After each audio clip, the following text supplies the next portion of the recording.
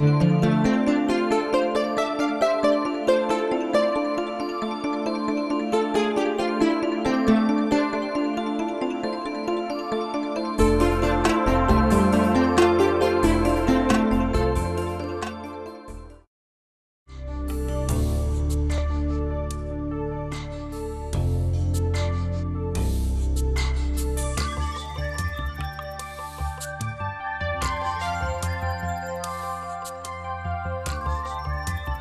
the president of New College. I'm going to introduce my colleagues who will then introduce Dr. Avelash. Dan Boxer, to my left, is a resident of Longboat Key, longtime former resident of London. He will actually introduce Dr. Avelash and say how he got to meet him. Dan's associated with the Herman and Sally Boxer Diversity Initiative at Temple Beth Shalom, which first brought Dr. Avelash down here. To my right is the Honorable Charles E. Williams. He's the Circuit Court Judge of the 12th Judicial Circuit in Florida. And on the screen is Dr. Avelash. The purpose of today's meeting is to announce a new initiative. It's a collaborative initiative between New College of Florida, the Daughters for Life Foundation in Toronto, we'll say more about that, and the larger community, the larger Sarasota, Bradenton, Longboat Key area community, which will bring up to 10 women per year, students, from the Middle East to New College of Florida. And they will do a 4-year degree here. New College of Florida is the state honor college of Florida. The women will come from Egypt, Israel, Palestine, Jordan, Syria, and Lebanon. And the larger community, the New College Foundation, New College, and Daughters for Life Foundation will collaborate in raising the money to make it possible for those students to come on a full scholarship. And we'll say more as it unfolds. Let me turn it over to Dan Boxer. My name is Dan Boxer. My wife and I came here 5 years ago from London. One thing we noticed here, might have been here but we didn't see it, was little diversity. We saw a lot of white faces, go into every restaurant. They're generally older, white, etc. But yet we found out that there was a lot of different nationalities here. So we set up a very small diversity initiative to promote understanding. Our first speaker was Morris Deese, who was the founder of the Southern Poverty Law Center. We had 1,100 people that came that day. We had Homeland Security making sure there were no bombs. If you don't know the SPLC, they are one of the largest fighters of hate groups in the United States. And it showed how important it is in this community and how much people want to see diversity. We then sponsored an exhibition at Florida Holocaust Museum called Beyond Swastika to Jim Crow.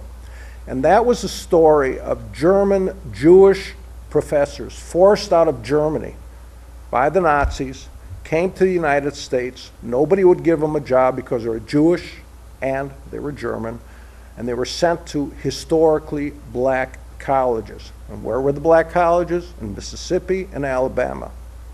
And there were Jim Crow laws there. And it was a persecuted people working with another persecuted people, and it was their interrelationship.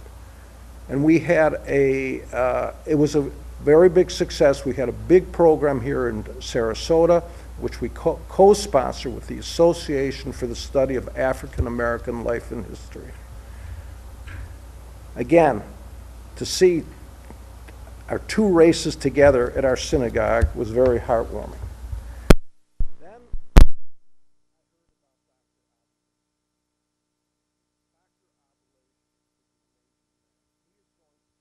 A lot more. But here was a man that was born into poverty, in a Gaza refugee camp.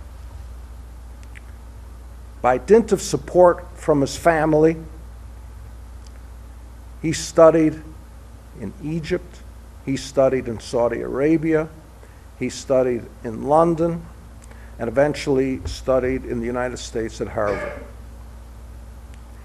He became, and I hope this is correct, the first Palestinian resident in an Israeli hospital in obstetrics and gynecology.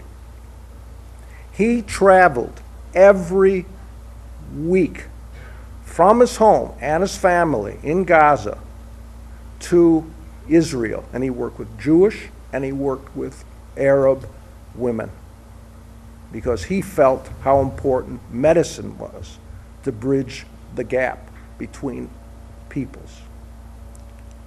And he was going every day through checkpoints, and I'll get to that later, checkpoints that weren't easy to get through.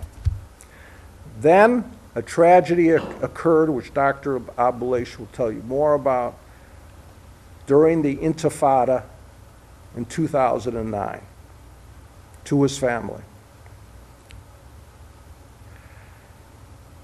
But Dr. Abuelaish, and I look at Dr. Abuelaish, did not practice revenge.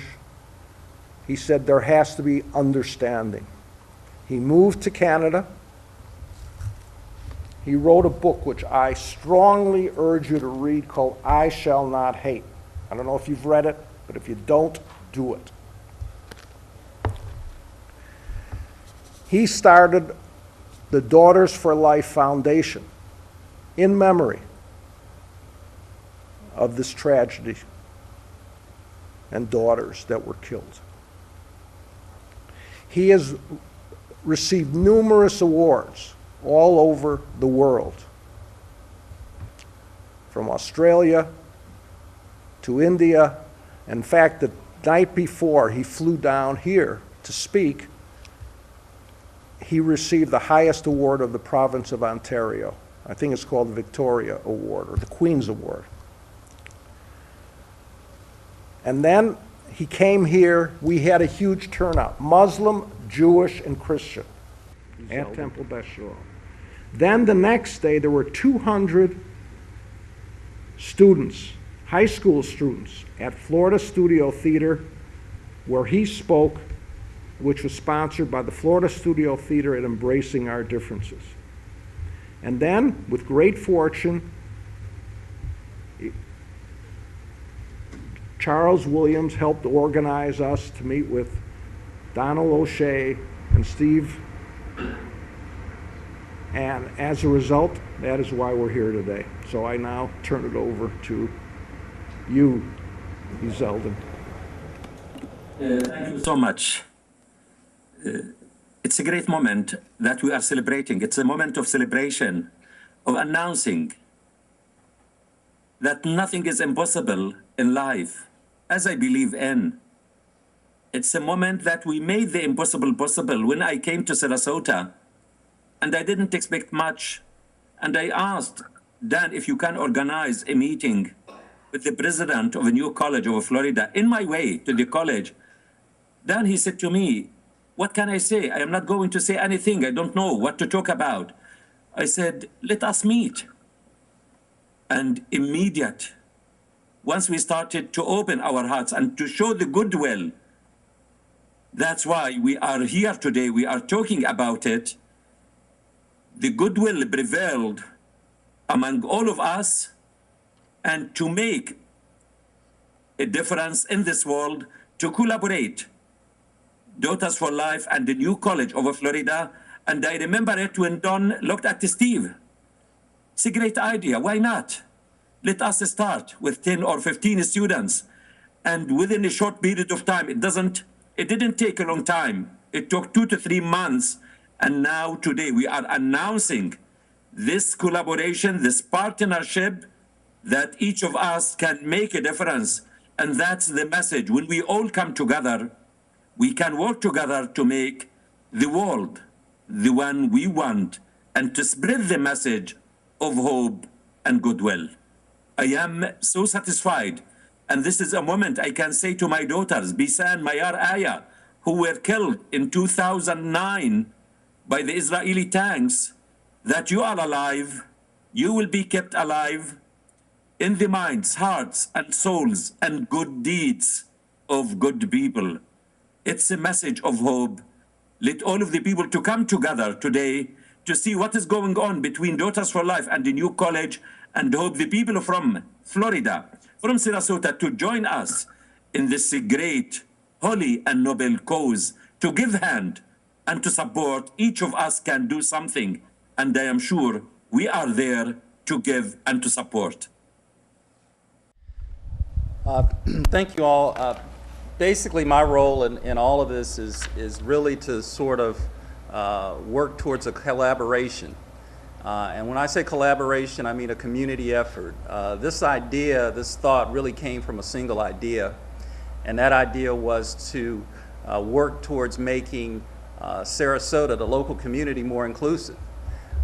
My father used to tell me the problem with people who dreamed is they didn't dream big enough. And my dream initially was of a local dream, and that was to make Sarasota a little bit more representative, a little bit more inclusive of society as a whole. But true to my father's words, I was not dreaming big enough. And when I decided to expand that issue of diversity and inclusion, I had to start thinking more globally. And the most common denominator in all of us is a desire to see people to be educated. And education really is the key. And I think that is the message that we're trying to give today. And what we're hoping to do is to involve the entire Sarasota community in welcoming the Daughters for Life students here. And we don't have a specific agenda. We don't have an actual idea of what this will look like, but we do know this. We do know that people here in Sarasota, New College, and the community at large is really dedicated to this same goal. And it's our hope in the next few months to have basically an organization in place that will not only welcome these students to New College, but to be a permanent resource, not only for the students that are coming, but for the people here in Sarasota. And so, you know, I really want to thank Dr. O'Shea. I want to thank Dr. Abalash. I want to thank Dan Boxer, because really what we put together were all of these ideas and all of these dreams, and to really see it come together is really quite significant for me personally, and I hope significant for the community at large. We understand, and we understand the practical reality. And the practical reality is that whenever you bring people into a new environment, there has to be a support system. It is our hope, and I feel that it's more than a hope, I feel that it's really almost a reality, that we will have in place by the time that these students get to this campus, which will be the fall of 2014, that we will have in place for them a support system based on their personal needs, based on their educational needs, based on their social needs and their religious needs. And this will be brought together hopefully very soon. I'm counting on a lot of people in this room, a lot of my friends and a lot of my colleagues to make this happen. But again, we're very, very hopeful. We feel that diversity and inclusion are the same. And sometimes we get caught up in terms of what is actual diversity. It's more than just color. It's more than just race. I've talked quite often that diversity means diversity of thought, and diversity of ideas, and diversity of tolerance. And I think by having these students here on this campus, it goes a long way towards helping us here locally in terms of what we want to do locally in terms of inclusion, and helping the world globally. So it's great to see this dream start to become a reality, and we look forward to working with Dr. Abalash, with New College, with all of the organizations and all of the individuals who will work to make this happen. This is a speech given by one of the scholarship women who just arrived in Canada to go to Trent University. Her name is Yasra Albakar. Yasra Albakar. Yeah, thank you. And I think her story is, just watch it.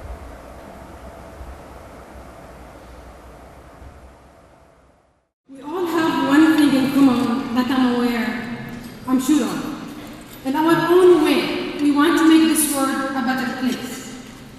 I want to share a story of a girl who never stopped dreaming about her contribution to this world. Good evening, everyone. My name is Yusra Bakar. I reside in Jordan, but my family is Palestinian, from the city of Bisan.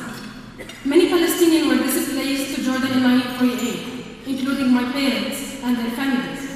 My father, the eldest sibling in his family, was sent to Kuwait at the young age of 12 to help support his family.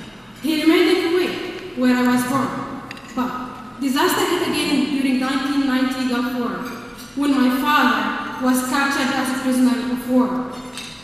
I was only 4 at that time, and the disappearance of my father impacted deeply on who I would become.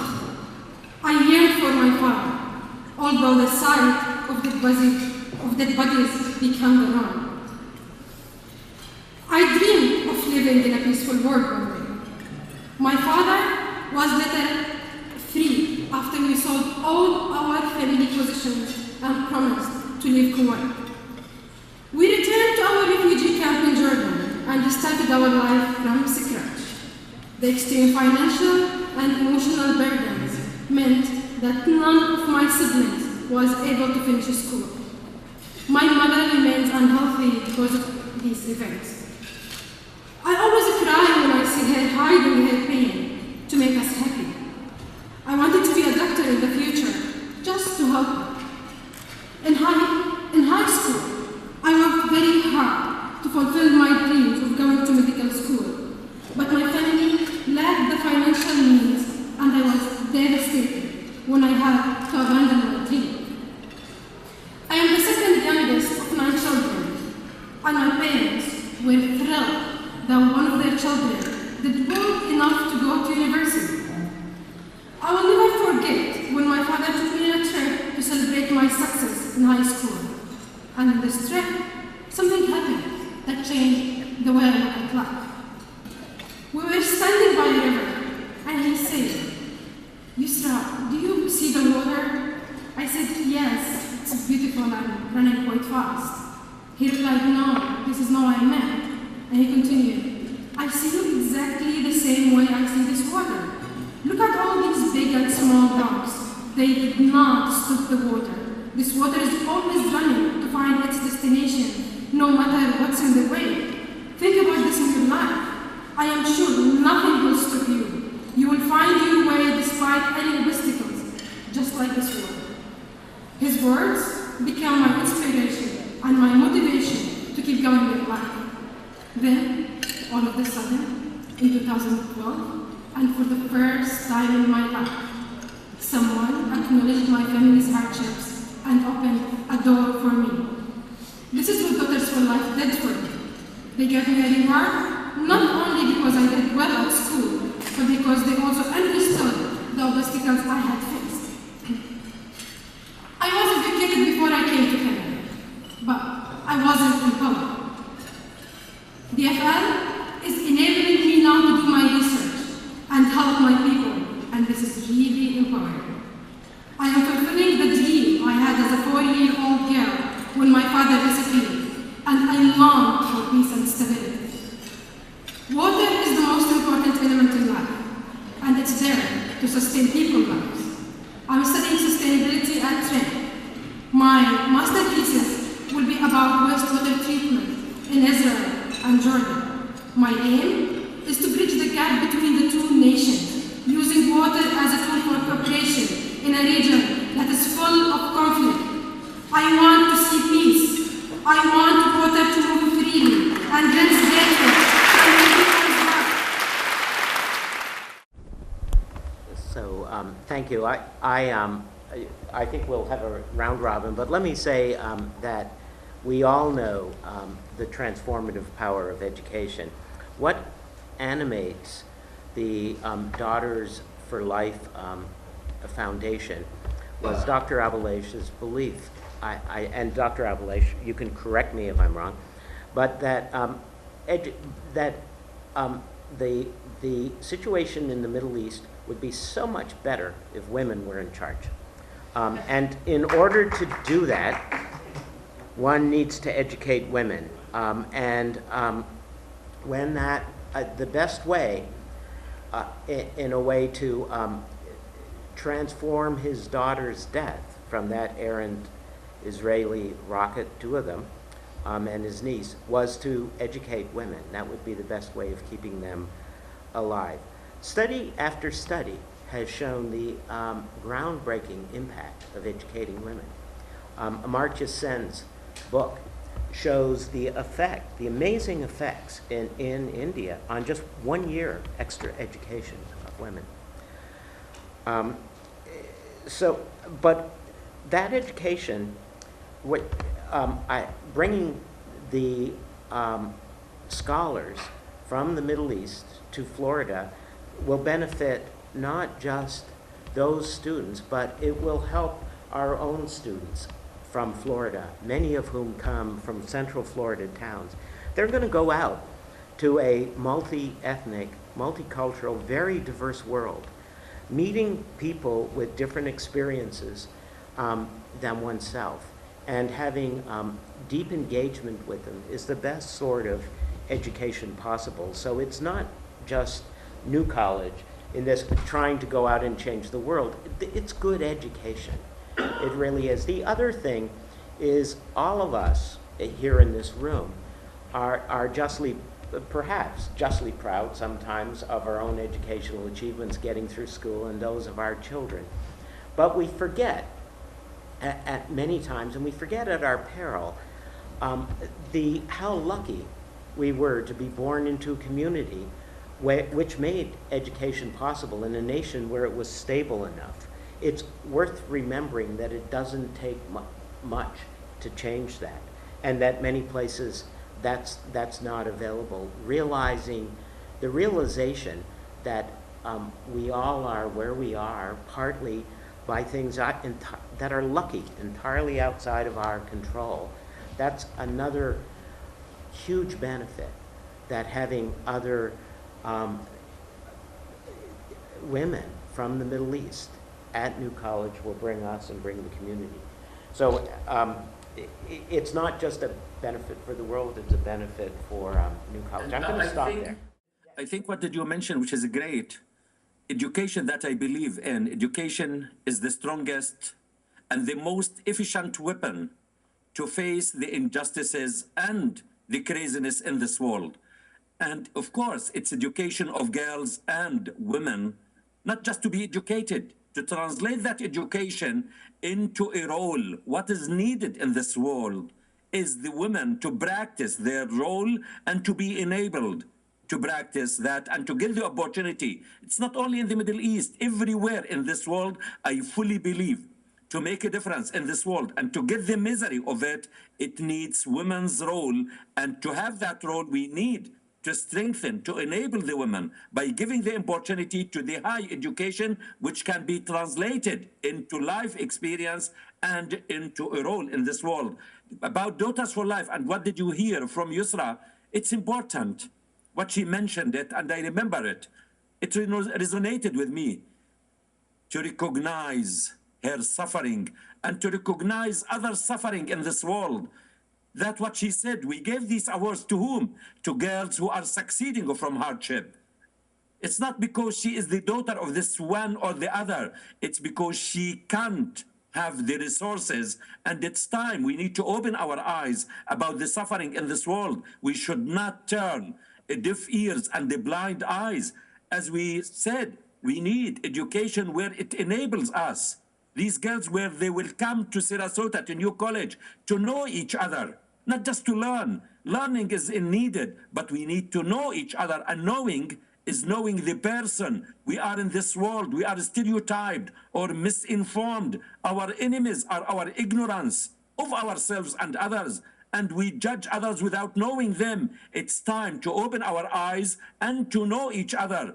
Life is an open book. Knowing is to show passion and respect to others. We need to communicate. These girls who will come 2 in your college. They will be great asset. You will be proud of them, and they will be proud of you, of knowing and making a difference jointly. My daughter Bisan, that I learned from, and we learned from our children, from our students.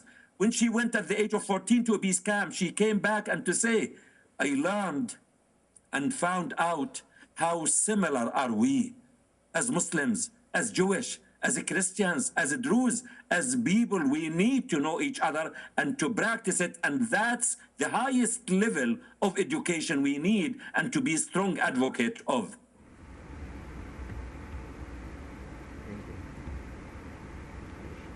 Are there questions? I think that brings us to the end of our formal program. At least let me check our formal program to make sure that it does. Yes, it does. It actually, it will be 10 per year, for 4 years for each one, hopefully. How they are selected as Daughters for Life is in contact with many students in the Middle East, women. They will do the initial screening.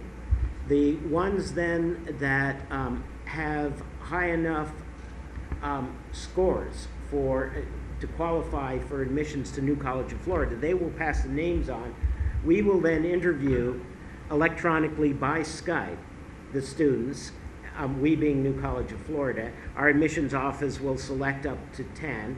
In each case, any student selected, we want to have enough funding in hand to be able to guarantee her an education for a full 4 years. And so if this is a 3-year pilot program, if all works, we will have 40 of these students 4 years hence. That's probably as much as, who knows what will come out. Maybe will spread to other schools, but that's a fairly large, New College of Florida is a fairly small institution. That's probably, that's a fairly large proportion, 5% of our population. The question was, will the students have any obligation on their end to return to their home country? Yes, the students that we select are girls who are succeeding from hardship. They should have the hardship and success, and they should fulfill the criteria of Daughters for Life and the criteria of the Institute, the New College of Florida, the success in the high school, the English requirements, and also commitment from their side that they will go home to serve in their community and to help in their community. I would say when you educate someone, you set them free. In a way, we aren't going to nail anybody's feet to the floor, but most of the students selected, and you heard from Yoshra there, what she's interested in is a project back that will really benefit her larger community in Israel and Jordan there on water. Most students we expect, will come with that sort of drive. And even, I don't mind, believe me, from any place in the world you can help your country. It's not the place that decides for you, but who are you and what can you do in this world? Is there currently a similar program? Because she was attending Trent. Is there a scholarship program in place? There is a scholarship program in place in Trent. It's more at the graduate level and it's a smaller number of students. We have at the Trent University, we have MOU started with it. We have at Humber College. We have with Oxford Brookes University. Now with a New College of Florida, with Tufts University. We are in the process of finalizing an MOU with IIT, with Qatar Foundation. So we are proceeding forward. It's a newly established foundation, 2 years old, but within that time, we succeeded to put our foot on the ground and to prove that we are moving and to give hope to the people. Thanks, Don, he was there at the gala. Dan, he was there. You see how the people came from every background to come as people towards this goal and helping Daughters for Life. As I said, the main goal of it is to prove that this tragedy was for good, as I believed in, and was invested for good, and to achieve the plans of my daughters. I want to see the plans of Bisan, Mayar, Aya, and Noor fulfilled by other girls. Well, in terms of what we're seeking in terms of help from the community, really everything is going to be needed. We're definitely going to have to fulfill their needs in terms of culture and spiritual growth. So we're going to be really asking the community, as a whole community, to not only welcome them, but to help support them, because this is really a community initiative. Although New College is the forum, I see this as something that the entire city, the entire community of Sarasota getting involved with. So we're hoping to have host families. We're hoping to have people who will not only counsel them spiritually, but also counsel them in terms of all the things that they're going to need to get used to living in Sarasota. So we're going to be communicating with all sorts of resources, all sorts of organizations and individuals. I know this community. I know that Sarasota really does want to embrace diversity. I know that it is a city that prides itself not only on culture, but on education. And all of the resources that are currently in place, we're going to be going door to door asking for help. To add on to what Charles said to first, we have already reached out to the Muslim community here, to the Jewish community here, to the Christian community. I can say that we have had total support from all three, and that we will need that. We will need, if a Muslim girl is coming here, she may need some support from the Muslim community. If a Jewish girl is coming here, she may support from the Jewish, if a Christian, etc. With regard to money, we are setting up, cooperating with New College Foundation, the community represented by Charles and myself, and Daughters for Life. We're setting up an initiative, a nonprofit initiative, under the, what's the right term, under the umbrella of New College Foundation, but separate. And we will be raising money. And we were going to need your help as the press to help us raise money. We have we're working with, we're starting to work with UNIFEM, we're starting to work with Embracing Our Differences, but we're just beginning. As Dr. Abuelaish said, he was here February 8th, and he made such an impact that we are now sitting at the beginning of June with this coming to fruition. I think, when we met, even the idea came to establish community supportive committee of this initiative. And because education is not just the institute, it's the community, it's a way of life, we need to bring the people together. And that's why when I discuss it with all, with Judge Charles, with Don, with Dan, to establish a community supportive committee to be behind this initiative, where the community can be there. Concerning the funding, we as Daughters for Life, we are committed to do our part, and we are working together to make it. And I am sure, as we made it before with other universities, we can make it with the New College of Florida. As Don mentioned, it's for 3 years. This is, I fully believe, it's a start, and I am sure it will continue. Okay, thanks. Dr. Abuelaish.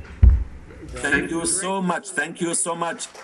Let us celebrate the other press conference when we see the girls coming to New College of Florida. We can't wait. Take care. Thank you so much. God bless you all. Thank you. Bye-bye. Thanks. It was interesting. We had a friend of the family who was quite an ardent Jewish supporter of Israel. And he read Dr. Abulaish's book, I Shall Not Hate. And he said, Dan, you've got to get this speaker down here for your initiative. Every person should know what the people from Gaza have been going through and what one man can do. And we emailed him and tried, and finally we got him down here, and the impact on the community was amazing, as you saw yourself when you interviewed him. Was just an incredible person. Judge Williams has always been a great support of our diversity initiative. His non-judicial role in life is promotion of diversity, and every time I needed some advice there, I would get an answer within 3 seconds of what was suggested. So he helped me along the way. And we also had a lot of support from Kate Alexander of the Florida Studio Theater in Embracing Our Differences. And through them, we got an introduction to Dr. O'Shea. And really, when Dr. Abouleish and myself met with Donald, we did not know. I'll tell you a story. After the meeting, when Dr. O'Shea mentioned about the scholarships, Dr. Abouleish telephoned some of the board members in Toronto who happened to be having a meeting that way, and he says they all stood up and clapped and cheered, so you can see the effect. Well, the one thing that Dan and I have in common is that we were both involved with organizations that promote diversity. The Herman and Sally Boxer initiative is a diversity initiative. I sit on the Sarasota County Bar Association's diversity committee. And so we have that one thing in common. So anytime that there's anything that's involving inclusion or diversity, I think it's important that organizations, like-minded organizations, collaborate. And so in a way, it's really one organization because both of us are committed to making Sarasota and making this whole area more inclusive. And like I stated earlier, my dream was basically kind of a small one, and that was to make the legal profession a little bit more diverse. And now it's gone global. So we have the same common goals. We have a lot of common resources. We know a lot of the organizations that promote inclusion and diversity. So if there's something that he needs collaboration with, I'm there for him, and likewise. So we sort of help each other out. And I think that's going to be the theme moving forward. I think there are a lot of groups like Embracing Our Differences and other groups here in Sarasota that we have that same goal, and we're going to be counting on them to help us with this initiative also. I think that a college or a university that's located in a particular city or area has an obligation to that community. And New College has a long history of involvement. They have a long history of dealing with issues involving diversity. They have a long history of volunteerism, a long history of activism. And so I see a college as a partner with the community and a member of the community, just like a citizen. And so it takes on that role. And so it's really important, I think, for Sarasota to embrace New College. And I think by New College reaching out the way they have reached out to promote these inclusion and diversity initiatives tells the citizens of Sarasota that, hey, look, New College is there for you in terms of the common goals. So we're all partners in this. And New College has traditionally been a partner in these types of initiatives, and this is really just a continuation of that history. One works in education because by transforming the lives of young people, it ultimately transforms this world. And education is what makes this world a better place.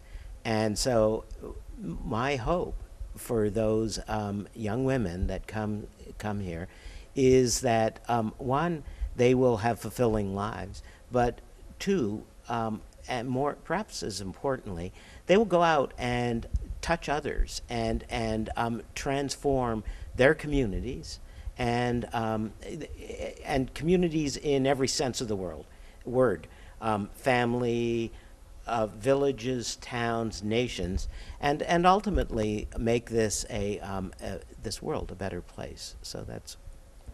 Oh, absolutely. I would second everything that Dan and Charles have said about. It really takes a village to educate, or a whole community to educate students. New College grew out of the community. On the other hand, it looks out on the world. So on one hand, it's intensely place-based, but on the other hand, it's global in its outlook. You can't. No little college has the resources or the capability of seeing to each of its students individually, but the community can. And that's what's so exciting about this is that you can see through Dan and through Charles how the community can help these students and how New College can help these students. Well, not only would I like to see the 40 or women have educations here that will enrich their lives and will enrich the countries they go back to, but I would say just as important, I think you would agree, that it enriches and educates Sarasota, that we become proud of our diversity. We become proud of welcoming different people, different thoughts from all over the world.